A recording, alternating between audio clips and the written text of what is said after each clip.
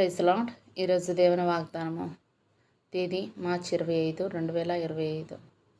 మత్తయి సువార్త 7వ అధ్యాయం 1వ వచనము. మీరు తీర్పు తీర్చకుడి, అప్పుడు మిమ్మల్ని గూర్చి తీర్పు తీర్చబడదు. ఆమేన్. మన క్రైస్తవ సమాజానికి ఈ వచనం అంటే బాగా గుర్తుండే ఉంటుంది.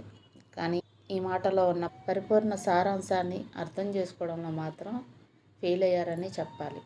వ్యక్తిగత విషయాల్లో ఘోరమైన తప్పిదాన్ని అవతల వారికి తెలియజేసి సరి చేసుకోమని చెప్పినప్పుడు వెంటనే వారి నోట నుండి వచ్చే మాట మత్తయి సువార్త 7వ అధ్యాయం 1వ వచనం. పరిశుద్ధ గ్రంథానికి వ్యతిరేకమైన బోధన చేస్తూ, వాక్యాన్ని వక్రీకరిస్తూ, వాక్యాన్ని తప్పుగా చెప్తున్నప్పుడు మన సత్యమైన వాక్యాన్ని చెప్పి మీరు చెప్పింది తప్పు అని చెప్పినప్పుడు వెంటనే వారి నోట నుండి వచ్చే మాటే మత్తయి సువార్త 7వ అధ్యాయం 1వ వచనం.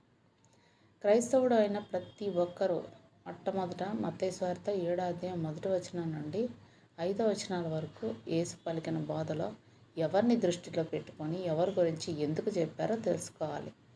ఇదిలా ఉంచితే అపోస్తలుడైన పౌలు కొరింథీయులకు రాసిన మొదటి పత్రిక 6వ అధ్యాయం 2-3 వచనాలు చూసినట్లయితే, పరిశుద్ధులు లోకమునకు తీర్పు తీర్చుదరని మీరెరుగరా? మీ వలన లోకమునకు తీర్పు జరగవలసి ఉండగా మిక్కిలి అల్పమైన సంగతులను గూర్చి తీర్పు తీర్చుటకు మీకు యోగ్యత లేదా? మనము దేవదూతలకు తీర్పు తీర్చుదామని ఎరగరా? ఈ జీవన సంబంధమైన సంగతులను గూర్చి మరి ముఖ్యంగా తీర్పు తీర్చవచ్చును కదా అంటున్నాడు.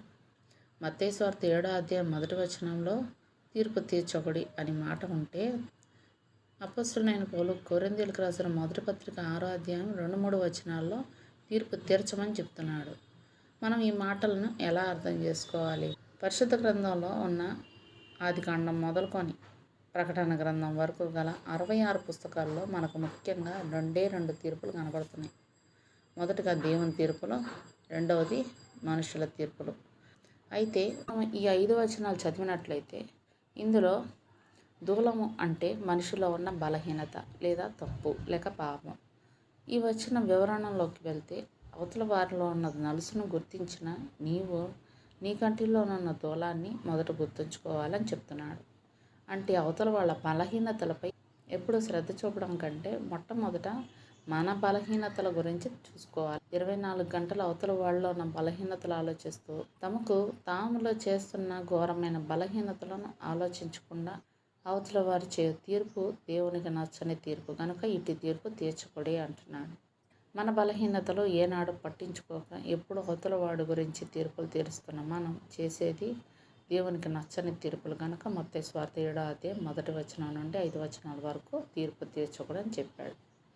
అపోస్తలుడైన పౌలు రోమీయులకు రాసిన పత్రిక 2వ అధ్యాయం 1వ వచనం చూస్తే, కాబట్టి తీర్పు తీర్చు మనుష్యుడా, నీవెవడవైనను సరే నిరుత్తరుడవై ఉన్నావు.